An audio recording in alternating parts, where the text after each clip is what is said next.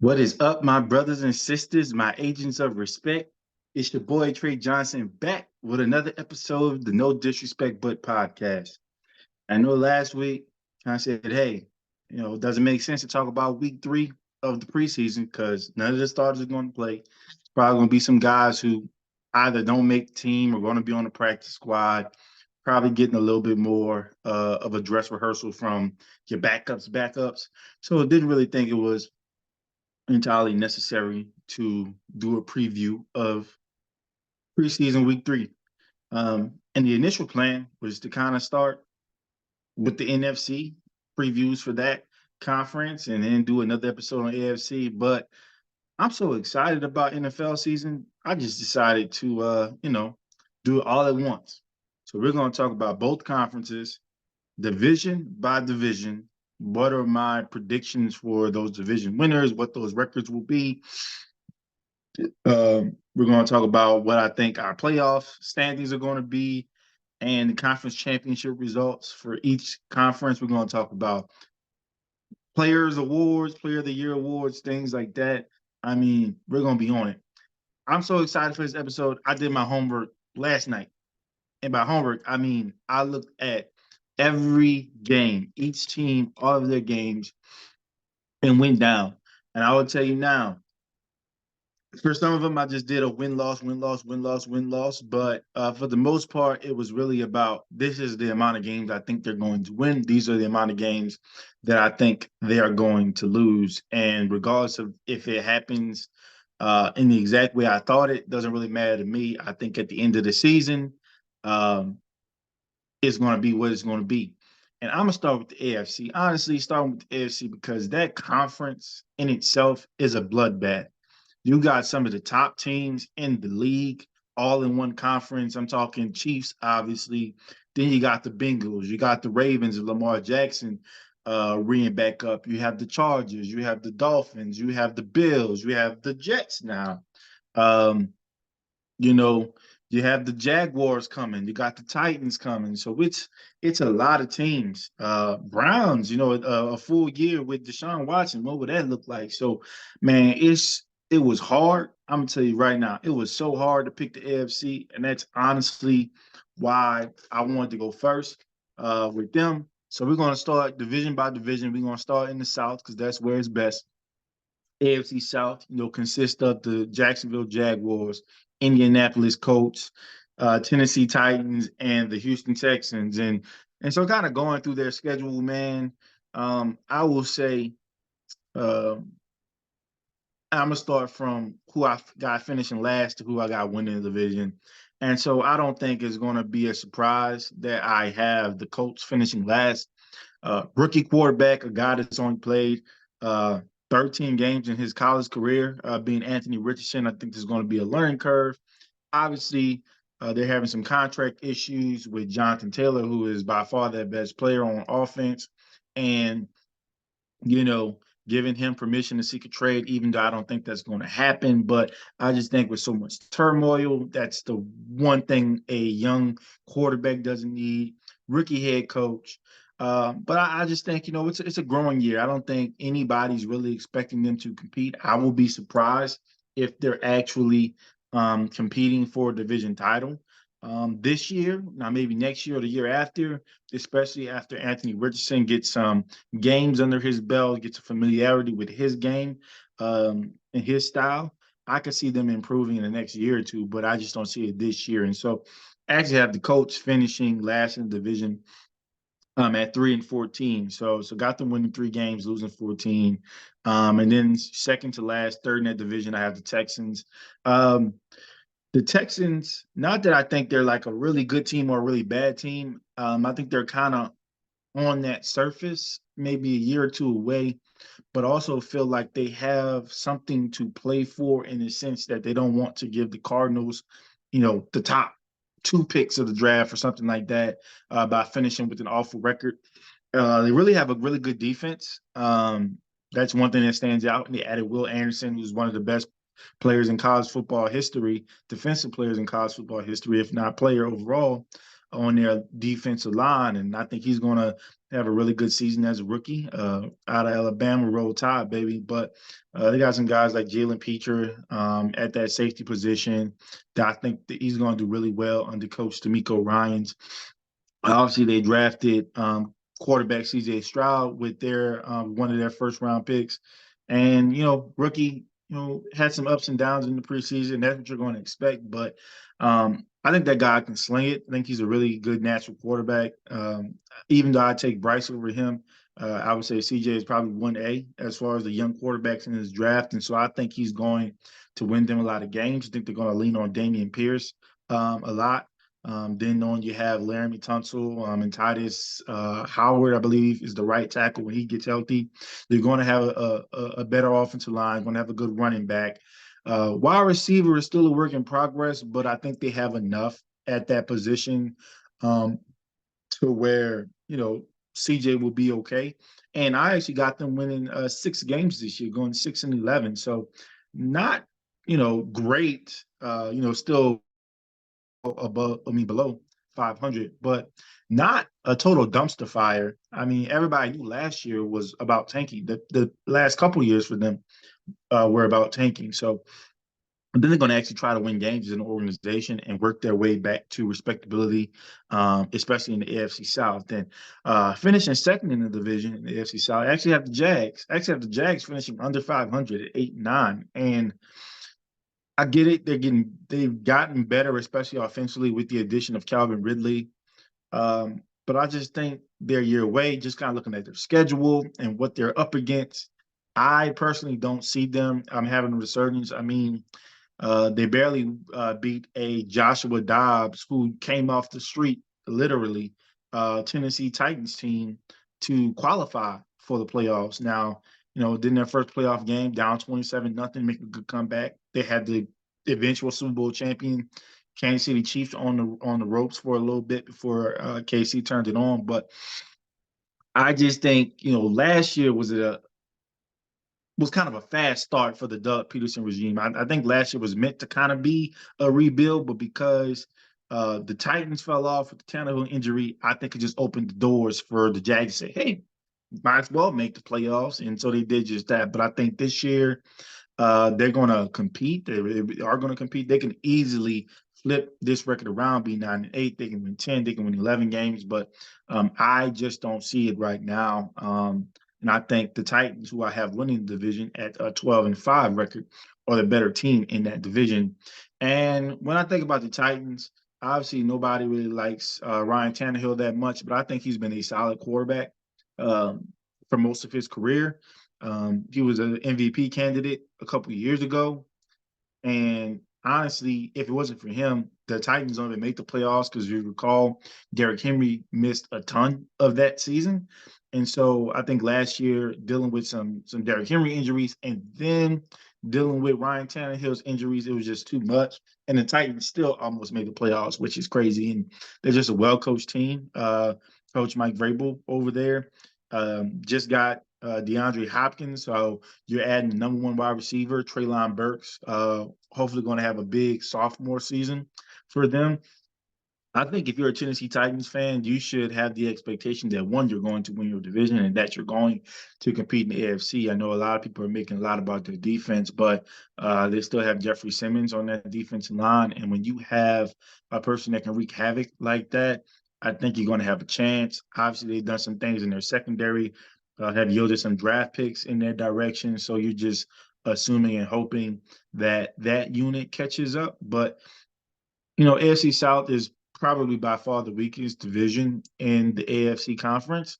And I just think that the Titans are going to reign supreme. I do think it's going to be Ryan Tannehill's last year as a starting quarterback for the Tennessee Titans, but I think it might be Derrick Henry's last year as a Tennessee Titan. But I do think they're going to play well. They're going to win the division and make the playoffs. Now from the South, let's go up top. Let's go to the AFC North, where we got the Ravens, the Bengals, the Browns, and the Steelers. This division is, when I say the AFC is a bloodbath, it all starts in this division, the battle of the North, AFC North. And if I mean all my life, it's been that way with the AFC North. You know, the Ray Lewis teams, the Ben Roethlisberger and Jerome Bettis teams, and those Joey Porter Sr. now teams whose son plays for the Steelers, and then you even had the Browns coming in and making some noise. I remember the Derek Anderson year, and they went 10-6. I think they went 10-6 2 years in a row and still missed the playoffs. That's just how crazy their division was. And then obviously we know the Bengals and Joe Burrow, but even the days of Carson Palmer and Chad Ochocinco and TJ Houshmandzadeh, like though that was always a bloodbath of a division. And so I just think it's gotten even better or worse, depending on who you ask, but it's going to be a lot. And I think those teams are going to beat up on each other, but they're going to beat up on a lot of other teams too. And so I think I actually have the lowest win total in this division being the Steelers at 9 wins, 9-8. Um, and that's really because of who they're in the division with. Honestly, if the Browns didn't have Deshaun Watson, if the Bengals didn't have Joe Burrow, if the Ravens didn't have a Lamar Jackson, I would probably pick the Steelers mainly because I believe they have the best defense in the division and one of the best in the conference, if not the best. But I think Kenny Pickett, second year, George Pickens, second year. I think there's a little bit more growing they have to do. Uh, I think the offensive line is a year away. Obviously, you hope Najee has more of a bounce back year. He's kind of been a workhorse for them, but you're hoping he can kind of get that yards per carry up. Warren has been a complimentary back for him, so you might see a dual back system to maybe keep Najee healthy down the stretch where you can have a playoff push.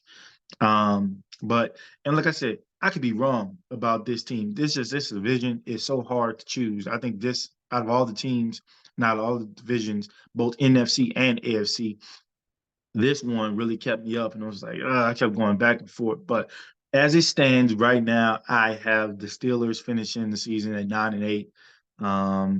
Something to improve on from last year, and I think next year is probably going to be their year for real.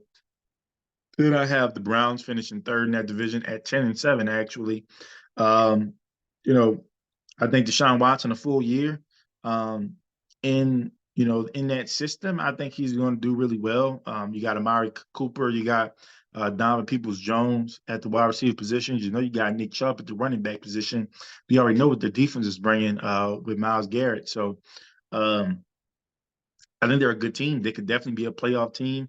I don't believe I have them in the playoffs as it stands, and we'll get to that in a little bit. But they're going to be fighting for it. They're going to be one of those teams that's on the bubble between seeds 5 and 7. I truly believe that, as well a lot of teams in their respective divisions. So I just have the Browns finishing at 10-7. Bengals I have finishing second at 11-6. For a few reasons. One, and obviously that means that I have the Ravens number one. The Ravens with the healthy Lamar last year with no wide receiver core, they were essentially running away with the division until he got hurt. And then the Bengals were able to come back and win the division, host a playoff game that they almost lost to the Baltimore Ravens with their backup Tyler Huntley. So I take that into account. I take Joe Burrow's health into account. I know he was dealing with the calf injury. They say he's going to be back week 1. And I believe that, but not having that time to practice and really get that camaraderie with guys, I think that's going to be big early on in the season. I think they're going to catch on late. And obviously, I think there's still some more tooling. They have retooling that to do with that offensive line. So when Joe Burrow's kind of hampered by an injury already and might not try to use his mobility as much as he might in the past. I think there might be some struggles early on, but I think they're going to get it. And then, like I said, I got the Ravens winning that division at 13-4. I will say, when it comes to the AFC North, it wouldn't surprise me if all teams split with each other. Like each of the teams win a game against the other. I wholeheartedly believe that it's going to be a bloodbath, but I think the Ravens reign supreme out of that division and secure a win because I'm assuming Lamar is going to be healthy. I'm assuming OBJ is going to be healthy. I'm assuming that secondary is going to be healthy for Baltimore as well. Obviously, they've added to that pass rush. So I'm just expecting all those things to come to fruition with Baltimore and for them to put it together. Now we go to the East. I'm not even gonna spend too much time on them. Uh, Jets, sorry, I got you finishing last again with 7 wins.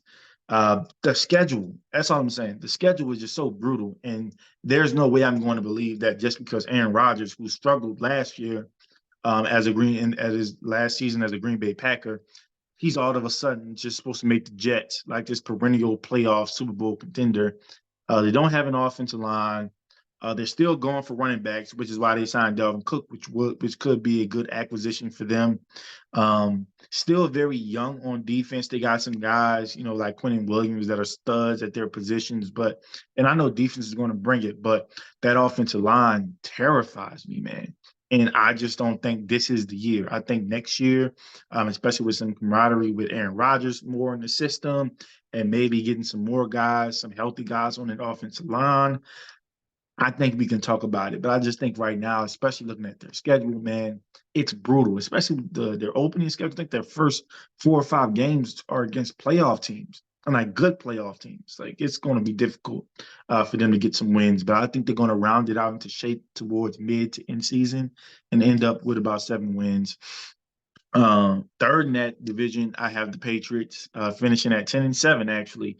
So kind of similar to the AFC North. I got some relatively good teams, some good finishes for these respective teams. Mac Jones gonna be his 3rd year in the league, going with Bill O'Brien now, who's the new offensive coordinator.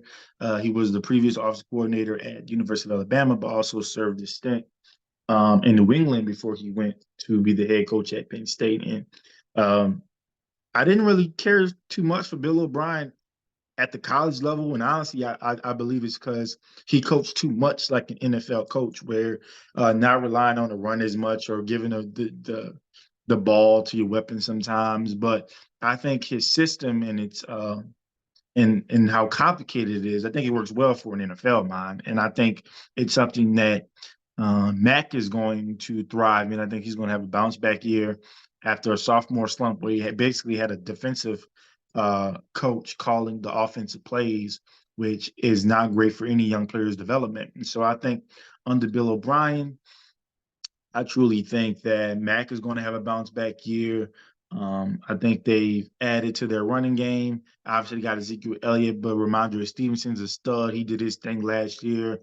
Wide receiver is still a big question mark, but I think they have enough. I think Bill O'Brien can scheme enough to get the ball in some of the athletes' hands and do some good things there. And obviously, when it comes to a Bill Belichick coach team, defense is going to be named the game, baby. And so they already had a outstanding pass rusher in Matthew Judon. Then you had Keion White out of Georgia Tech. I think they're going to be wreaking havoc not only in their division, but I believe they're going to be wreaking havoc in the AFC, especially Keion White for years to come. And I think, again, Patriots have a bounce back year. I don't see Bill Belichick missing the playoffs 2 years in a row. Honestly, I don't think it's ever happened since he's been the head coach of New England, of the Patriots. So I don't see that happening again. I can see the Patriots sneaking into the playoffs there. Second in the division, I actually have the Buffalo Bills. Not by much, actually by a game. I got Dolphins winning one more game than them on the season. But uh, there's some smoke there in that organization, especially with the uh, Diggs situation, the Stephon Diggs situation. I know they're trying to make us think there's nothing wrong there, but I just think there is, and I don't know exactly what it is, but I just feel like there's an issue there. And it's going to be creating a distraction. It already has the whole offseason. We haven't talked about them getting back to the playoffs and avenging certain losses. Like we haven't talked about Josh Allen's health, where he is. He got banged up last year. He also got banged up a little bit in training camp this year. Didn't really look fluid. The drives they were on the field in the preseason. I get it. It's preseason. We may need to relax on that, but at the same time, wasn't really getting that consistency. Have no idea who their second wide receiver is. I feel like it's Stephon Diggs or bust. Did draft the Utah tight end Dalton Kincaid, so maybe he'll bring some dynamic to it. But I I don't know who their running backs are. I mean, I know who their running backs are, but I don't know who their running backs are. If you get the point, um, because I just don't think they're going to be an effective running team in terms of being able to lean on the running backs instead of Josh Allen. And it's just so much turmoil. But again, 11 wins. To say all of that might be wrong with them. They're getting older on defense, relying heavily on an aging pass rusher and Von Miller. I still see them winning 11 games and making it to the postseason. And with that in mind, I do have the Dolphins winning 12 games and winning the division. All of this, and I mean this, all of this is dependent on Tua's health. If Tua isn't healthy, you can scrap this.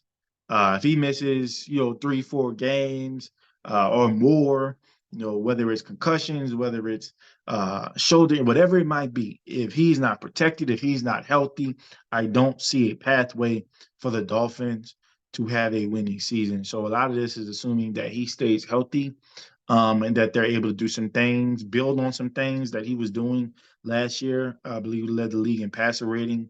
Was one of the top quarterbacks before he got injured. So I'm assuming he's going to get back to that standpoint, especially with Coach Mike McDaniel. And then they bring in Vic Fangio on defense. Man, that's one of the best defensive minds in the game. And so bringing him in, I just think is going to elevate that defense. You got Bradley Chubb on the edge. Jalen Ramsey's going to be out for a little bit, but when he comes back, he's still a pretty good corner in this league. Xavier Howard's still a pretty good corner in this league. They got some young guys on that defense. Javon Holland is one of those guys at the safety position and come and hit you, but he can also generate turnovers. I just got to go with the Dolphins. I think it might be their year in terms of winning that division and taking that next leap as an organization. So that's just kind of how I feel about it. Go on to the West, or should I call it just Chiefs territory? Um, and when I look at their teams, historically they've kind of been competing with the AFC North for the best division in the AFC. And like I said, I'll give the North the slight edge this year, but the AFC West, they're going to be a close second. Although I think the schedules for their teams are a lot more brutal than what we'll see for the AFC North teams. And so finishing last, I actually have the Broncos. I was like, do I give them 6 wins? Do I give them 7 wins? It kind of settled on 7-10. As much as I kind of hate Sean Payton right now, he's one of the greatest offensive minds in this game. I think he's going to do his best to fix Russell Wilson. And it might be some good things, but I also feel like there are just some things from a personnel standpoint that they got to get figured out first. And then they're already starting to have some injuries in the wide receiver room, which has plagued them for maybe the past 2 to 3 years. Like I said, bounce back year for Russ. That defense is that defense, but that schedule is so brutal. You're in a division with Patrick Mahomes. You're in a conference with Joe Burrow, with Aaron Rodgers, with Lamar Jackson. This is going to be hard year one to generate those wins. And so I do have the Broncos finishing last in the division. Then go to third. I know y'all going to hate me with this one, but third in the division, I have the Chargers finishing 8-9. Um, love the Kellen Moore acquisition offensively. I do think they're going to continue to have a great offense. I don't know if the defense has caught up just yet, largely in part because it's almost like an injury always happens, whether it's Bosa, whether it's Mac, whether it's Derwin. Uh, you know, they signed my guy out of New England last year, and he pretty much ended up missing the entire season. J.C. Jackson with some injuries, and even when he came back, wasn't really himself. So this is one of those things where I'm not completely confident in the Chargers yet. I'm confident in Justin Herbert, confident in Keenan Allen, confident. I love Quentin Johnson, that pick there.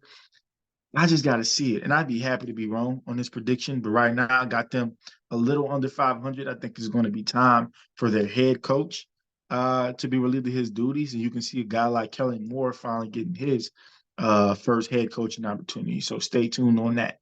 Second in the division, my dark horse is going to be the Las Vegas Raiders. And no, my Saints fans is not a knock on Derek Carr, but do I think that Jimmy G is a better quarterback than Derek Carr? No, but I do believe that Jimmy G is a better quarterback in Josh McDaniel's system than Derek Carr is. Why? Jimmy's going to get the ball where it has to go. He's not going to force anything, and he sure as hell isn't going to turn the ball over in the money zone, which is the red zone, which Derek Carr is one of the leaders in last year. Jimmy G, throughout his career, especially in the 49ers system, has done a good job of getting athletes the ball.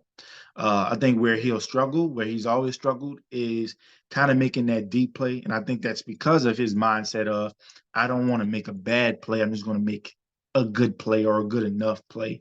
And so that can kind of lose you ball games trying to that safe mindset. And we've seen that in Jimmy G's career. What we've also seen is when this guy's healthy, he wins. I don't really give a damn about, you can say it's a system, and to some degree it is the Shanahan system, but the Shanahan system hasn't been too good without Jimmy G in it. I want to say the record is 14-29 right now. So it's pretty bad. And Jimmy G is coming into a situation where he has some familiarity with the head coach and the offensive system. Davante Adams is Davante Adams. Josh signed the contract. A lot of this is dependent on that Joshua Jacobs is going to sign that contract. He might not be the league leading rusher next year, but he's going to be one of them ones, because if the Raiders don't pay him, somebody will next year. I wholeheartedly believe that. But I think he's going to sign that franchise tag. He's going to play for his team, play for his guys, and play for himself and his family and get what he deserves, whether it be in a Raiders jersey or somewhere else. But I don't foresee him missing the whole season. That never works out for running backs. It really doesn't. So I see I think he's going to sign that franchise tag, and I think he's going to be ready to play by week 1. Week 1 or week 2, whatever it might be. But I looked at the Raiders schedule. I see 10 wins. I know a lot of people are like, well, where are the wins? Where are the wins? But I'm like, I see the wins. And Jimmy G's a winner. Like he hasn't just been beating bad teams. Like he's been beating legit guys. Those Rams teams that looked virtually unstoppable, he was beating them. He almost had them beat in the NFC Championship game a couple of years ago. So, we got to think about some of these things now when we talk about Jimmy Garoppolo. And I think he's the perfect quarterback for what Josh McDaniels wants to get done in his system. He's going to do what he's told. Doesn't really need to check anything. He's not going to try to do too much, especially when they are in scoring position. Jimmy G is going to be okay with 3 points. And when you're talking about a team who had 13 of their 17 games decided by 6 points or less, I believe, or a possession, they're going to want a guy that's okay with taking 3 points and not trying to force things, and trying to make a good play. But I think, him not making the play all the time, that's going to lose them a lot of ball games as well. And obviously, come on, we know who's going to win the division. It's going to be the Chiefs. So I'm not even going to spend time on that. Patrick Mahomes is all I have to say. Boom. So just to kind of give you an idea of my playoffs, I'm going to give you the seeding, but I don't want you guys to hold me to the seeding. I just want you guys to hold me to these 7 playoff teams that I have. We got Chiefs, Ravens, Dolphins, Bills, Bengals, Raiders, and Patriots. And so just kind of looking at those matchups, obviously the Chiefs would get the first round bye, because stupidly they took the first round bye from the second seed so they could add another chain. But it is what it is. Excuse me. And so, I got the Chiefs actually in the divisional round going up against the Bengals, because I just think Joe Burrow and those boys, I think they're going to handle business in Buffalo. I just don't think, when I look at those teams, I really just don't think Buffalo can hang with them. That's just being the honest truth for me. And I don't mean no disrespect by that, but that's just what it is. They got a different animal defensively with those guys rushing the passer. They're always improving in the secondary, and we know what they bring on the offensive side of the ball. It's no question. So it might not be a snowstorm this year, but I think the Bengals are going to pretty much do what they did last year to the Buffalo Bills. I'm quite confident in that prediction. So I have the Chiefs and the Bengals in the divisional round, a matchup that is a budding rivalry, so to speak. And I would say I think because Patrick Mahomes has never played a road game in the playoffs, it's not going to happen now. I think he's going to win that matchup. It's going to be a thriller per usual, but I think the Chiefs are going to withstand the Bengals. That second divisional matchup, I actually have the Baltimore Ravens going up, because I have the Baltimore Ravens beating the Patriots, and I have the Miami Dolphins uh, beating the Raiders. So, um, you know, my other divisional matchup being the Ravens and Dolphins, and I actually have the Ravens um, pulling that one out, and it's going to be hard. I'm gonna tell you, y'all probably gonna look at that game and be like, y'all sure Lamar Jackson is like one of the top players because Vic Fangio just is that guy defensively. But I also believe that the Ravens defense is going to make some plays defensively. I'm going to give Tua some struggles. I'm going to give that running game some struggles. And I think at the end of the day, I think Lamar Jackson is going to make the play to win the game. I'm confident enough to say that in his career to date, I trust Lamar Jackson more than I trust Tua right now. And so that's one is both making the right play, but also being healthy enough to make the right play. And so I think we're going to have a Chiefs Ravens AFC title game. And again, Mahomes, man. I've been picking the Ravens the past couple years, but I got to stop denying what this guy is. And maybe I might jinx him. So I'm sorry, KC fans, if I jinx your boy. But um, I think Patrick Mahomes and Kansas City Chiefs, they're going to be the representatives of the AFC. Now, let's get down to the NFC. I'm starting this out, so we're gonna do the same direction. NFC South. Come on, we know who's gonna finish last in the division. They're in the Caleb and Drake May sweepstakes. It's gonna be the Tampa Bay Bucks. Now, do I think they're gonna win like one game, two games? No, they're gonna win four games. That's based on what I saw in the schedule. They're gonna win about four games. Now, that's not to say Baker Mayfield is some type of slouch, but I think he can win you some ball games. But I also know he's dealt with some health issues as well. And then if he goes down, you might have to go to Kyle Trask, who I have little to no faith in. So, I think a Baker Mayfield can win you three or four games. And so that's kind of what I'm assuming. But just kind of looking at their schedule and some of the teams they're matching up against, I feel like a lot of the wins are going to come against the teams with like really, really young quarterbacks that their defense can kind of feast on. So we'll see. But right now, I got them at 4-13 in the Drake May and Caleb Williams sweepstakes. Second to last, third in division, actually have the Atlanta Falcons, finishing with a similar record that they had last year, which was 7-10. And the reason why I feel that way is just because I don't think they've truly added enough to say, hey, we're going to be better than we were last year. They were pretty good last year. They were leading the division at one point in time. Cordarrelle Patterson gets hurt. They kind of go on a losing streak. But Desmond Ridder, first year starter. Uh, I don't think they really have the wide receiver core that you're really looking for. Obviously, Kyle Pitts, Drake London, you're hoping to get more out of those guys this year. Bijan Robinson in the backfield. I wouldn't have wasted a top 10 pick on a running back, but I'm also not an NFL general manager, so that's his decision. He has a job. But I will say I just can't give them more than 7 wins. I could be wrong. Some people have them winning the division. Some people have them being at the bottom of the barrel of the division. I think the Falcons typically find their way into the middle of the pack. That's kind of what they are, a middle of the pack poverty type of franchise. And that's kind of, what they're going to be relegated to for quite some time. Maybe unless they strike luck and get a Caleb Williams or a Drake May, but even then, just based on their organization's history, they know how to ruin a good thing. So I'll just expect them to do the same thing if they end up getting those two generational prospects in next year's draft. So I got them at 7-10, finishing third. So at least they're not last. That's probably about the nicest thing I'll say to y'all this year. Second in the division, I actually have the Carolina Panthers. They actually finished second last year, playing three quarterbacks, one wide receiver threat, traded away their best player in Christian McCaffrey, and they still almost won the division. And so with that in mind, I'm like, you add Bryce Young, who I think is one of the best quarterbacks to come into this league in a long time. Granted, I understand his size and everything, but I mean, he's always been small. It's not like he just realized today that he's small. He's been small his whole life. He knows how to play that way. Um, he knows how to be perfect in that way.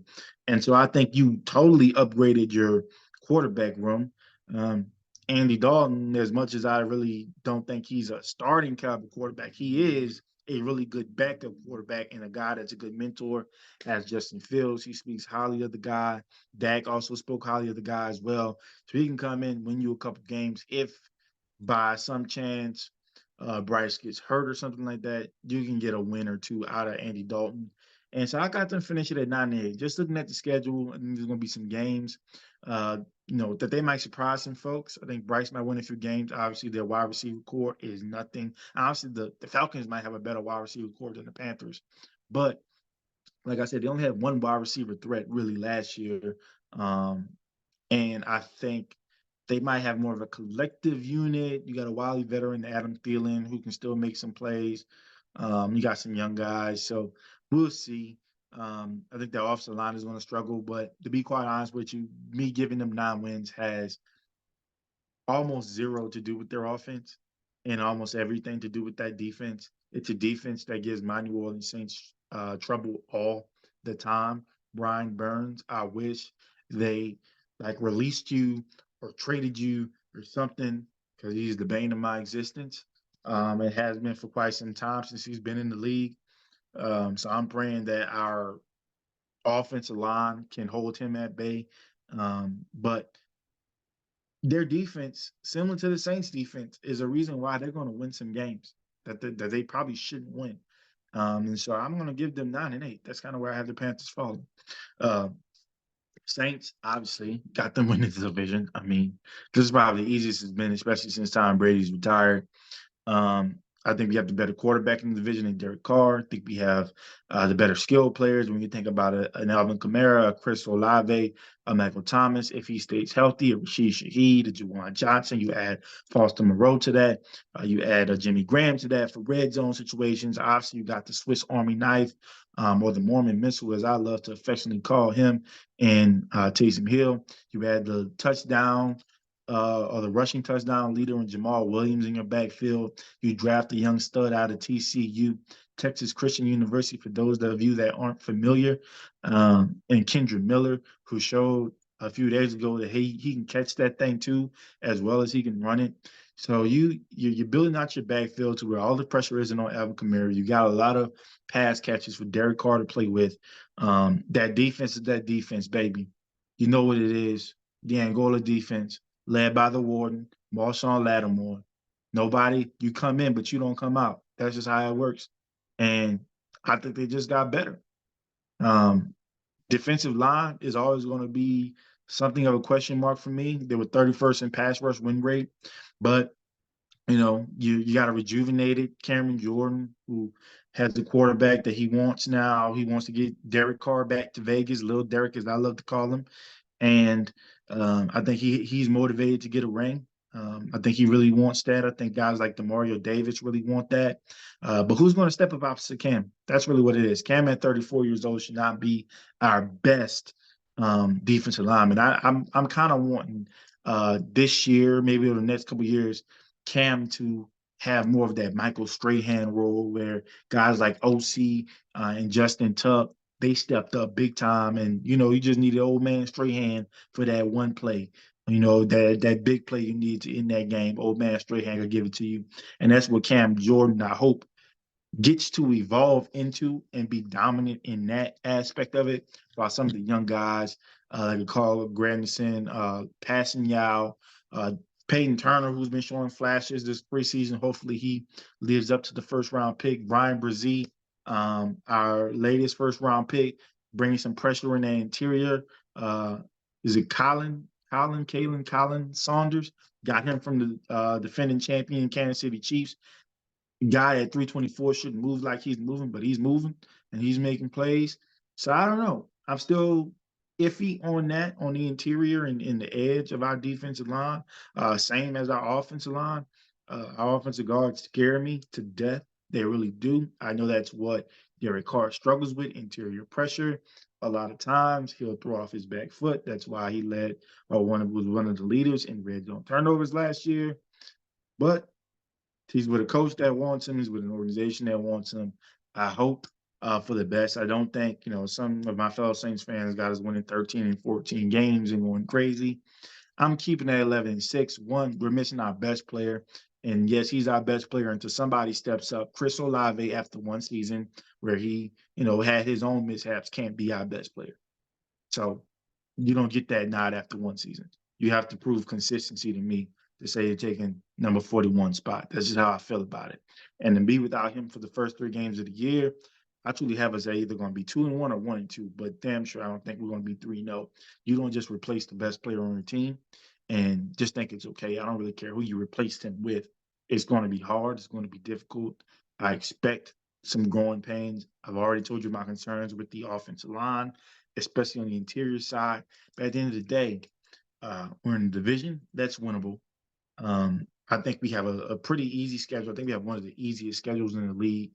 And majority of the matchups we have, we're going to have the better quarterback, I would say.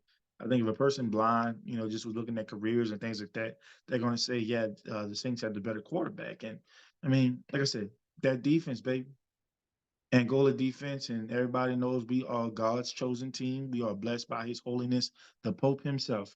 And so I think we're going to do what needs to be done. I think Dennis Allen is going to be able to get us back to the playoffs. I hope so. If he doesn't, we already know what's going to happen. It's going to be a tear down and things like that. So if you really love the Saints, you don't want that to happen. We'll see. Kick over to the North. Um,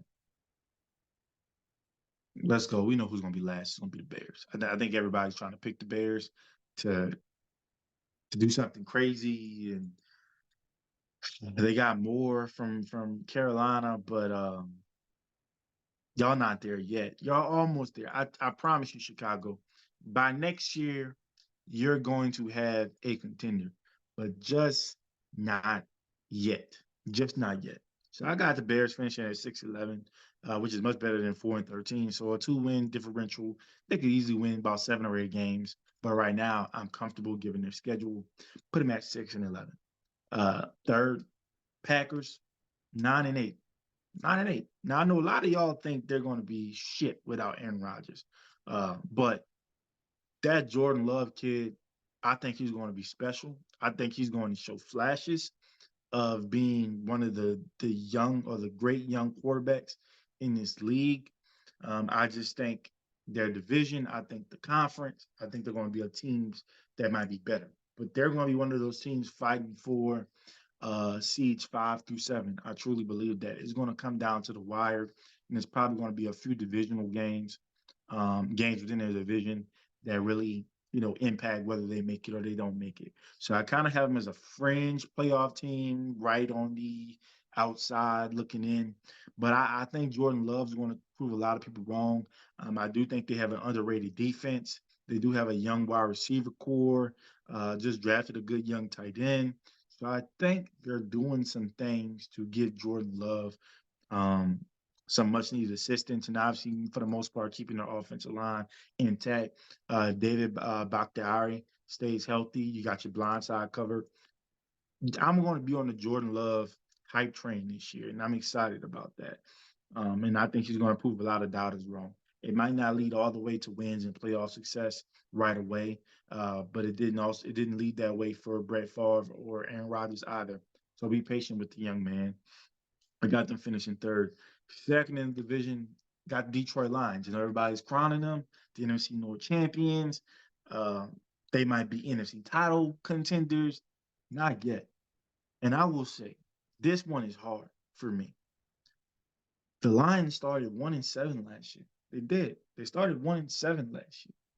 So I always have to ask myself, are you the team that finished strong or are you the team that started weak? Because it was the tale of two extremes. They started really, really bad and ended really, really, really good. They added some talent on offense, obviously drafting Jahmyr Gibbs. Um, but then you add some help to that secondary, a defense that was one of the worst in the league last year. You bring in CJ Gardner Johnson, you draft Brian Branch. They've been adding to their defensive line with Aiden Hutchinson, so I already know he's gonna come ready with it. But I'm just not ready to make y'all kings in the north, and I will be more than happy to be wrong. I love Jerry Goff. I love his story, even though he was on some fuck shit, saying it wasn't a pass interference. We all knew it was, you asshole. But I'm gonna let bygones be bygones. Love me some Dan Campbell. Um, he's a player's coach through and through, and I'm rooting for him. I want him to succeed. I know the pressure's on. They aren't the lowly Lions anymore, just flying under the radar. There are high expectations. I think some expectations are too high because again, this was a team that last year started 1-7. I get that they had the number one offense, probably going to be a top five offense again under Ben Johnson as the OC, but I'm just not ready. So I got them at 10-7, finishing second in the division. And number one, 13-4, man, I gotta go with the reigning Kings of the North, being the Minnesota Vikings. Man, y'all gotta start putting respect on Kirk Cousins' name, man. Dude has been consistent. I get it. He doesn't always play when the lights are the brightest. Has one of the worst, you know, prime time performances that we know in terms of historically, but he just does things the right way. You just look up and you're like, how does this guy have over 4,500 yards? How does this guy have almost 30 touchdowns? Like, how did this happen? And that's Kirk Cousins. But I truly believe, you get Delvin Cook out, who I think was a bad decision. He's a great running back, four straight 1,000-yard seasons, if I'm not mistaken.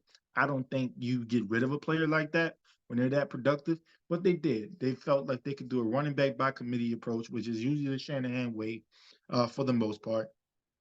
And I just think it's time. I think Kirk Cousins contract year, whether it's the Minnesota Vikings or somebody else, he's about to get that last big payday.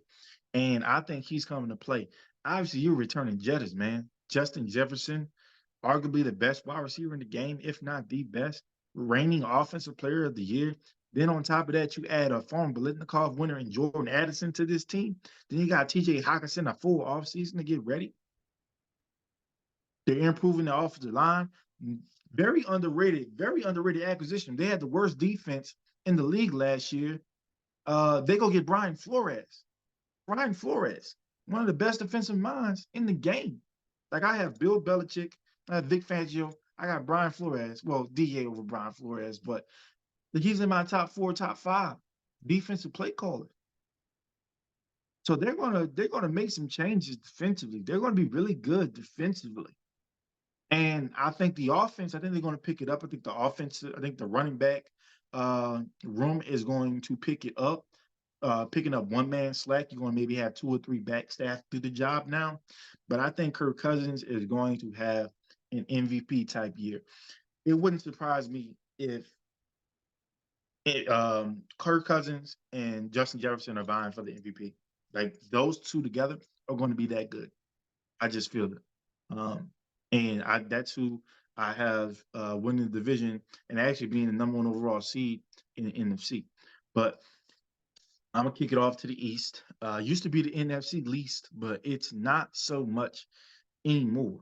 Um, now, who I have finishing last in that division, I have the Washington Commanders. And I want to let y'all know it's not because I think they're a bad team.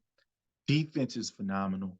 They've added offensive weapons. We've always said they were a quarterback away, essentially. They get a guy, Sam Howell, who I love coming out of North Carolina. The schedule. This is what all these predictions are based off. What I'm seeing on paper is this schedule. And I could not find more than 2 wins. I'm sorry. I could not find more than 2 wins. And I can see a situation where Ron Rivera is gone. Eric Bieniemy is inserted as the interim head coach, eventually named the head coach, and he is drafting one of Caleb Williams or Drake May. Or if a Sam Howell actually performs well throughout the season, even though the win-loss record doesn't show it, they're adding a guy to that unit to help them, whether it be on offense or defense, to help them get to that next level. But it's just so hard. It was so hard to find more than 2 wins. And so that's kind of why I have them. And then I'll go third place, my New York Giants. Great year last year. I think they overachieved in Brian Daboll's first year. Was happy to see that, won a playoff game. But then they did what you don't do, create distractions. And created a distraction by paying Daniel Jones almost $40 million, which I guess if it's market value, it's market value. But then you don't pay your best player in Saquon Barkley. People take notice. I took notice as a fan. I damn really don't want to be a fan because that just sickens me that you don't take care of the guys that are busting their ass for you as an organization and you don't think they're good enough, and they don't deserve that security after everything they do for you in that usage percentage. Your offense essentially is Saquon Barkley. I don't care how much money you paid Daniel Jones, and now you're adding pressure on Daniel Jones to live up to.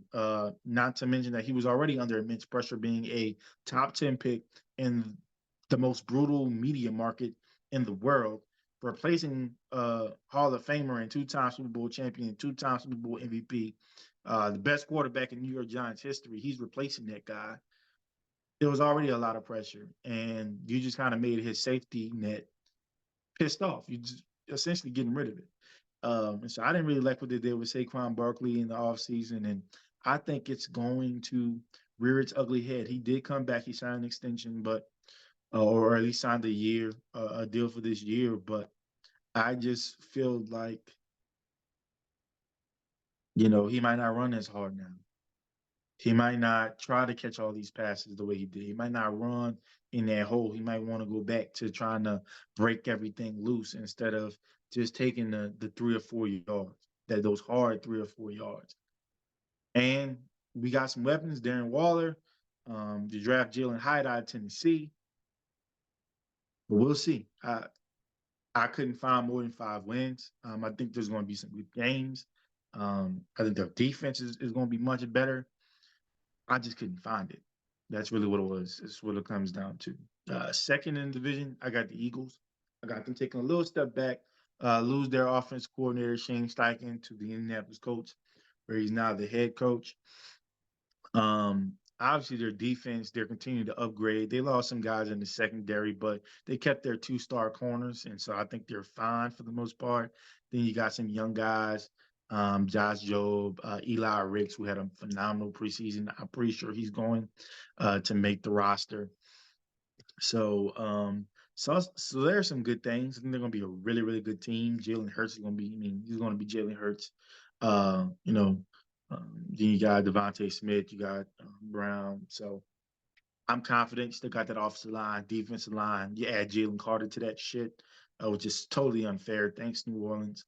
Um, but I just think there's going to be a little step down, but not too much, just a little step, where they'll finish 11-6. And in the second, it's going to be such a shame that they didn't win that division because we're about to see who their matchup is going to be. But anyways, I got the Cowboys winning that division um, at 13-4, and I sound like a Cowboys fan when I say this, and I promise y'all, it's not because I'm in the Dallas-Fort Worth area now, but it just might be their year. It just might be their year.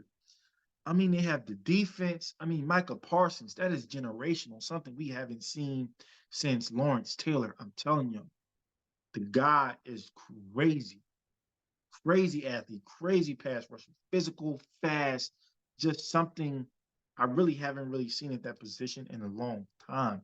And this year, he's solely dedicated to rushing the passer. It's only going to get better from there. And then when you talk about their secondary, you got Trayvon Diggs coming back, one of the best corners in the game, definitely can force some turnovers. And then you put Gilmore, Gilly Allen, Gil Locke right next to him. So you got two number one corners. You got two number one corners now. Man, like that's crazy. So where you going to throw the ball? Are you even going to have time to throw the ball? I can see, especially under Dan Quinn, I can see the Cowboys breaking defensive records, the positive ones, not the negative ones. I can really see that. Some Legion of Boom type shit. And if they underperform, Mike McCarthy, you're gone. I can tell you that right now. They have the team. They definitely have the defense. And offensively, you get rid of Zeke, Tony Pollard, you hope he's going to be healthy. Deuce Vaughn, you hope he can bring something to you. You hope Rain Dakota, and I'm trusting in you, Rain Dakota, because it's going to be on you. That you got to come with it, man. You are the quarterback of America's team. That is damn near more important than the president of the United States. Y'all think I'm crazy? Go ask Cowboys fans. I bet I'm not that crazy then. They're probably the most celebrated and the most criticized. So it's going to be important for Dak to step up. You got CeeDee Lamb. You add Brandon Cooks, who's one of the best receivers, been consistent. So now you have a guy who can be a 1-1A that you lost in Amari Cooper when he went when they traded him to the Browns. So I I see it. I'm sorry, I see it. I know I sound crazy, but I see the Cowboys making some noise this year. They might have a little slow start, but I can see them getting hot at the right time. They don't get people believing. I'm gonna kind of be like, yeah, I told you so, but because I kind of hate the Cowboys, I can't promote that too much. Um, but I truly think this might be their year to take that next step that they haven't taken since I was a year old. So I'll just say that. I didn't say Super Bowl, but I'm just saying they're gonna take another step. But let's before we get to the playoffs, let's kick over to the NFC West. We will end the divisions. Last, come on, man, Arizona Cardinals. Who knows when Kyler Murray's coming back? If he comes back, is he gonna be the same guy? Uh, done. 2 wins. That's what I got for him. 2 wins. Um, Third, 49ers. Much like the New York Giants, I think the 49ers have too much mess. They have too much mess. Last year, they didn't really have that much mess because it was, okay, Trey Lance is the starting quarterback. That's just what it's going to be. Might have a little bit with, Jimmy G going and get surgery and stuff, but it was, well, we know this guy's going to be our quarterback. You got a guy, in Brock Purdy, who's, I guess, supposed to be the starter. But I mean, he started 6 games last year. Granted, he was 6-0, but when the team finally got film on him, when he got into those trenches, when he had to play against the Philadelphia Eagles in the conference championship game, they was on that ass. Like, it wasn't just coincidence that he hurt his elbow. Like, they were on him. And I don't know if he's really a franchise quarterback. You got to prove that to me, son. I don't see it. I personally believe that Trey Lance is the best quarterback in that quarterback room. But I think that they're kind of done with him. Kyle Shanahan didn't really want him anyway. John Lynch bet the house on him. It hasn't worked out. They want to go with Brock Purdy. You got a guy like Sam Darnold, who's essentially a journeyman now, going from the Jets to the Panthers. And now with the San Francisco 49ers, people are speaking highly of him. But Sam's one of those guys where he'll look good, and then for some reason he'll have 3 or 4 just games. And it's going to be hard. And then if you bring Trey Lance in, is his confidence shut down? Is he not going to be feeling free to make certain plays that he normally would make without a second thought? And I just think it's too much mess. Love the defense. Love the skill players. You got Christian McCaffrey. You got McCaffrey. You got Deebo Samuel. You got Brandon Ayuk. You got Greg Little. That offensive line. Oh my goodness! But if you got 3 quarterbacks, you got none. So, yeah. And I think I've kind of alluded to in the AFC segment that Kyle Shanahan's record isn't the best without one Jimmy Garoppolo. So there's a lot that has to be proven to me to be high on the 49ers. And right now, I don't think they make the postseason as it currently stands. Let me go second. I got Seahawks at 8-9. Another team that I think got hot, but I'm just not ready. I love Gino. Glad he got his money, man. Glad he got paid. Happy about his story. I'm just not ready yet. I'm not ready yet. They did good last year, but I'm just not ready yet. Um, I think the Rams, who I have winning this division at 12-5, I think when healthy, they are the best team in the division and one of the better teams, if not the best team in the conference. I get it. Their defense outside of Aaron Donald looks atrocious on paper, but guess what? They have Aaron freaking Donald. A team with Aaron freaking Donald, I'm not betting against defensively. I don't care. I don't care if their cornerbacks suck. You can't get it to the wide receiver if Aaron Donald is bearing down your throat.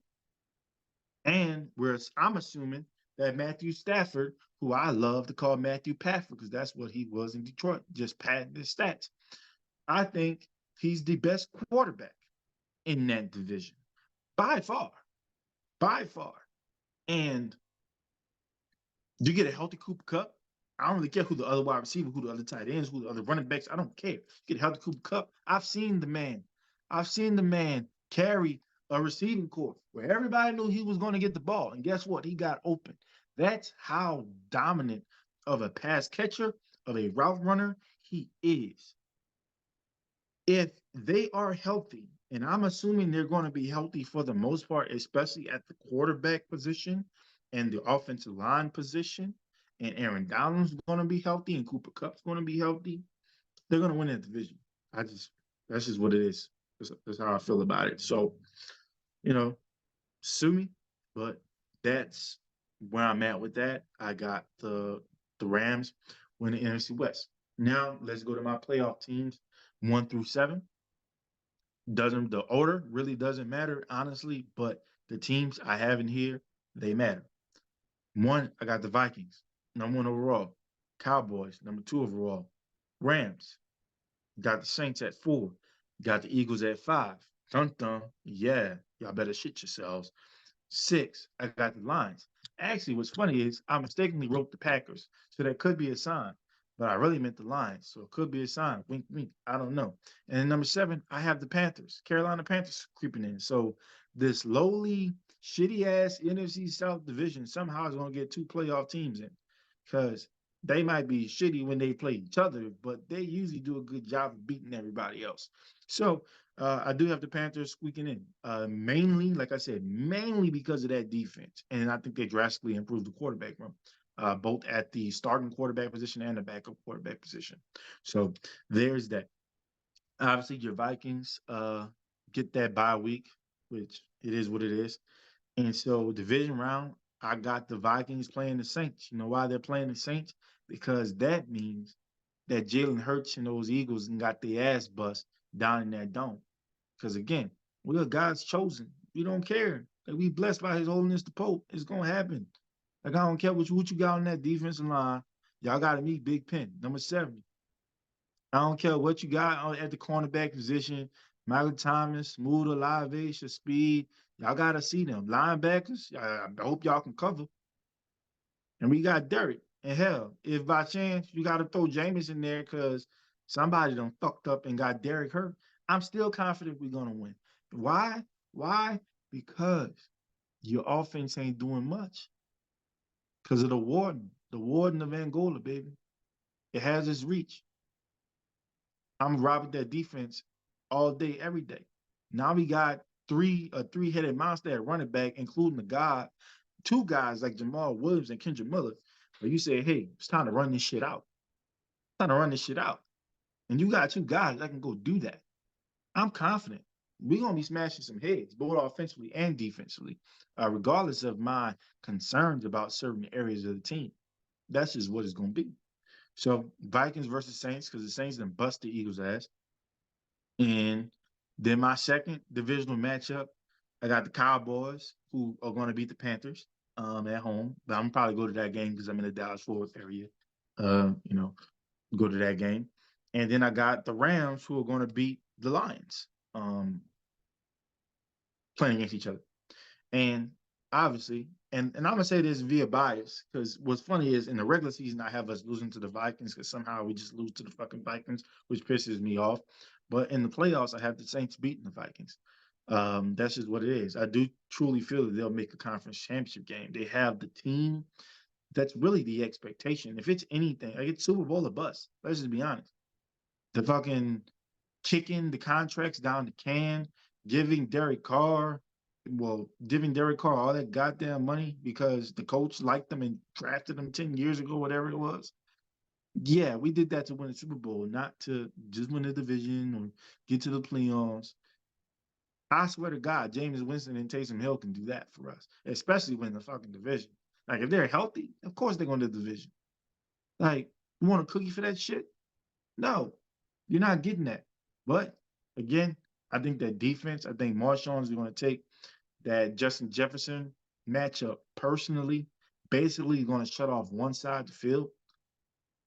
We don't have an Adam Thielen to fucking worry about anymore. Be good. Book us conference championship. Then I got Cowboys and Rams. Cowboys fans, I told you, it's your year. You hosted the NFC Championship game. So I got Cowboys versus Saints in the NFC Championship game. Crazy, crazy. A lot of people in Louisiana are gonna be in turmoil because they've been cosplaying as Saints fans. We know what their roots are. And what Stephen A. Smith, if it can't happen, it will happen. And that's just what's gonna happen. I think Cowboys and Saints is gonna be a slugfest. It's not gonna be one of those pretty, you know, 38-41 games. It's gonna be brutal. Their defense is gonna be knocking the shit out of us. Our defense is gonna be knocking the shit out of them. Um, the way I see it, Dak ties the game, you know, 2020, some shit like that. They kick it off to us. Shaheed has a good run. And it's gonna be one of those like, what the fuck? Like, why did you take it out? Why didn't you call fair catch? But he gonna do what he did at Weber State. And he gonna make a play and he gonna get us to about 38, 40-yard line. And we gonna hit MT on the slant. We gonna hit Juwan Johnson on the crossing route. Probably, go a few plays where we don't complete the pass and shit like that. And we gonna get in position about 4 or 5 seconds left. They gonna say, "Hey, big nuts, let's go ahead on out the dog. Go ahead on out there." Because right now, Garrett Hartley is, I don't care what the numbers say, nigga. Garrett Hartley is the number 1 kicker in Saints football history. So if you want to be on his level, you're going to make this kick. And it's going to be 55, 56, something like that. Snap, hold, kick, good. Saints to the Super Bowl, playing the Chiefs. I won't tell you who wins, but I think you know, and it ain't the colors I got on. So that's what it is, man. I'm really excited. I have no idea if any of these predictions are going to be true in terms of records. As y'all know, it takes one injury to ruin an entire season. It takes one off the field incident to ruin an entire season. But it is what it is, you know. And what I want to finish with, and I won't keep it too long. I just want you to ponder on it. Is my NFL awards. You know, I love making these predictions, especially the offensive rookies and the defensive rookies, the young guys, just because they're the new stars or the guys who have a chance to be the new stars in this league. And you're just always excited to see, like, okay, is it going to be the guys at the top of the draft? Is it going to be like that fucking 3rd round pick that nobody expected, or shit, even a 5th round pick that nobody expected? Especially on the defensive side of the ball, it don't take much to really get things going there. So I'm excited. And so I listed off who I think will be the offensive rookie of the year because the Panthers will make the playoffs in my prediction. Because he's the number 1 overall pick, I think it will be Bryce Young. I think he will be a big reason as to why they make it.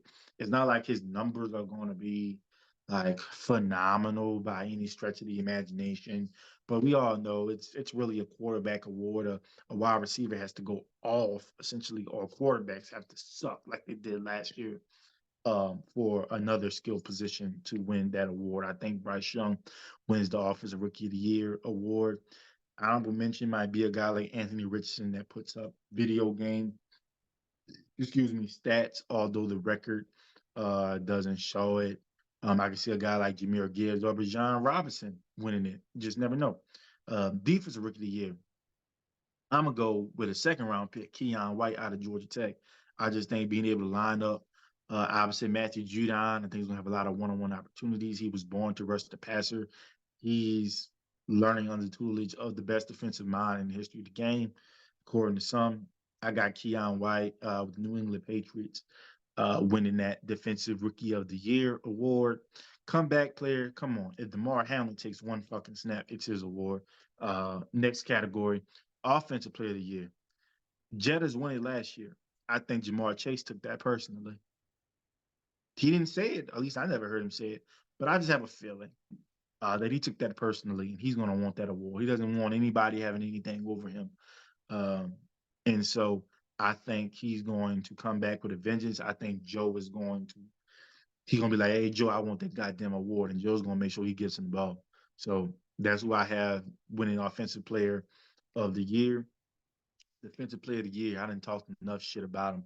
It's gonna be the Warden, baby, Marshawn Lattimore. It's just something about him. You're hearing the coaches, you're hearing his teammates just talk. You heard him say, "Hey, I want to be the best in the league. I'm doing what it takes to be the best in the league." And you know what's crazy? He's already the best in the league, but he doesn't believe he's the best in the league, which means he about to take it up another level, another level. I don't know what's up. I mean, he already got the nickname Warden. I don't know what other level you can take it, but he's gonna take it. And it's kind of difficult for a cornerback to win defensive player of the year. Like you really got to be truly shut down or get a lot of receptions. I don't think a lot of teams are going to throw his way, but I think he's going to make a lot of big time plays. Kind of like Gilmore when he wanted really just be locked down, like taking off one side of the field where this guy is so dominant. How could he not be the defensive player of the year? Actually, guys like TJ Watt, Miles Garrett, guys on the edge that can get sacks, things like that. They'll be in contention as well.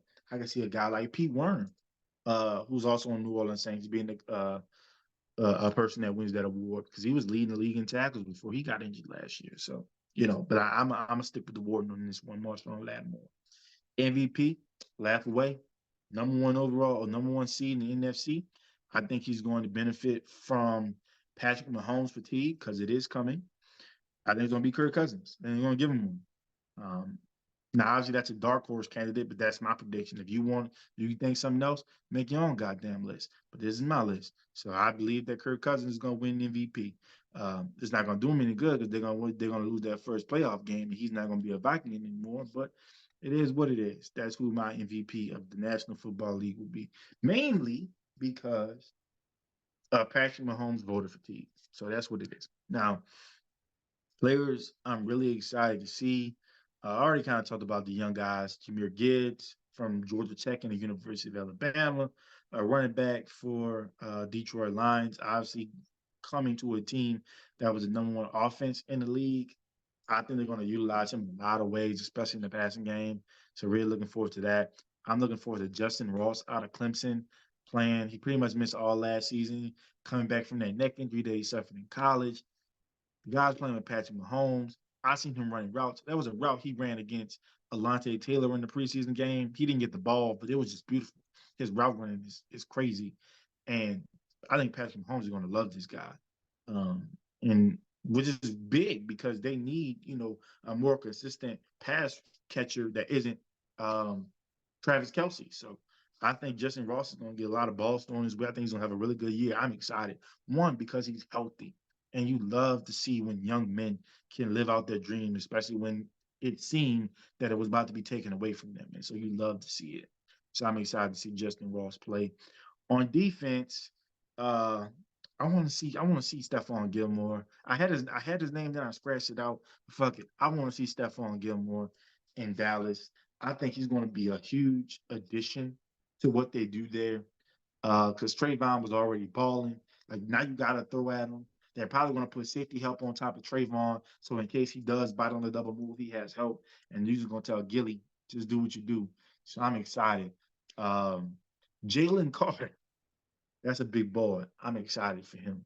Like he was a beast at Georgia. I can't even lie. Like I'm mad we didn't get him, but I understand we needed to make a trade the year before for who we wanted. It is what it is.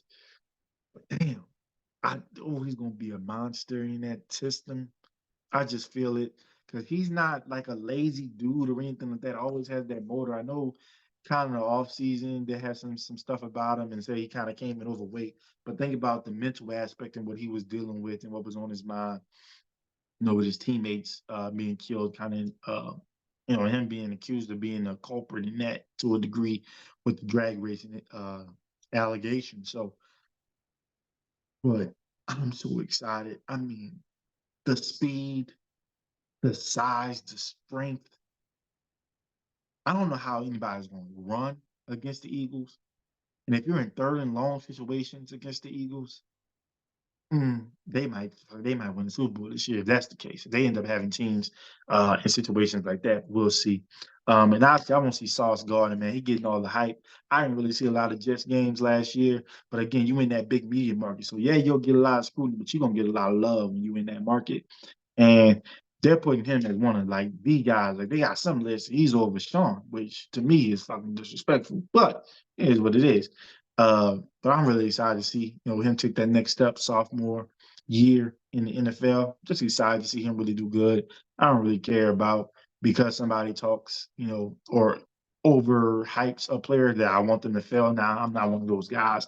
I want him to succeed. I want him to prove people right. How about that? Instead of being proven or proving people wrong, sometimes you want to prove people right. They have a lot of high expectations for him.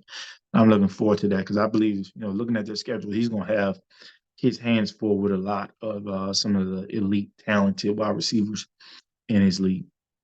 And of course, when there's players you're excited to see, there's players you hope step up. Russell Wilson, obviously, new coach with Sean Payton.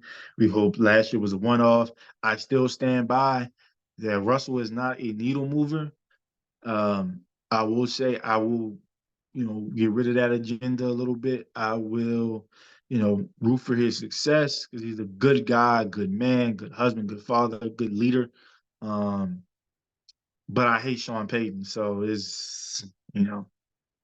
I might want Russ to do good, but then if Russ does well, Sean Payton's gonna get the credit. So if Russ sucks, maybe Sean Payton might, get the blame too. I don't know. I just don't like him right now. And yeah, my feelings hurt because he quit on my team. Anyways, another player, Mac Jones.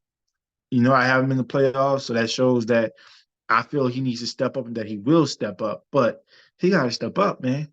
But Buzzards don't wait too long. And if you're not showing that you can be that franchise guy, they are going to look elsewhere. It might not be Bailey Zapp. It might not be Malik Cunningham, but they will definitely be looking at a guy. They might be looking at a guy like Kirk Cousins, might be looking at a guy like Carson Wentz, maybe a guy like Jameis Winston is going to be on the market. Like, they're going to bring in competition, like true competition for you if you don't step up, Mac. And I believe in you, one of the best competitors I've seen, both the college and NFL level. Counting on you. I'm betting on you. I think you're going to win. On defense, units. Saints edge rushers, not named Cam Jordan. Can you fucking show up? That's all. Detroit secondary. Can you help your teams win games? And part of that is Aaron Glenn, defensive coordinator. Can you not lose the Detroit Lions games? Because you did last year, and that's why they were looking at 1-7. You got your stuff together because it looked like you were about to get fired, to be quite honest with you. You got your stuff together. Defense got a little bit better. Offense was staying hot, almost made the playoffs. Counting on you. A lot of expectations for the Detroit Lions. That starts on the defensive side of the ball. I'm telling you right now. Pass rush, linebacking unit. Got a guy from Iowa, Jack Campbell, really like him. Alex Anzalone already returning and signed a 3-year deal, I believe. Then you got your secondary. So defense, y'all gonna step up and help that offense out and prove people right. Again, it ain't about always proving people wrong. Sometimes it's okay to prove people right. So I'm really excited about this season. I'm really happy with my predictions. It may not go exactly the way I predicted it, but I am the self-proclaimed sports guru, so I am extremely confident that it will end the way I said it will end. And y'all know what that is. With Who That Nation, baby, crown champs. So, if I said anything that offended you, now when it comes to sports, I want to say something else, but in the sake of the show, if I did offend you, it's a good thing. It's an opportunity for me to learn. It's an opportunity for you to teach me. All I ask is that you keep it respectful. Peace.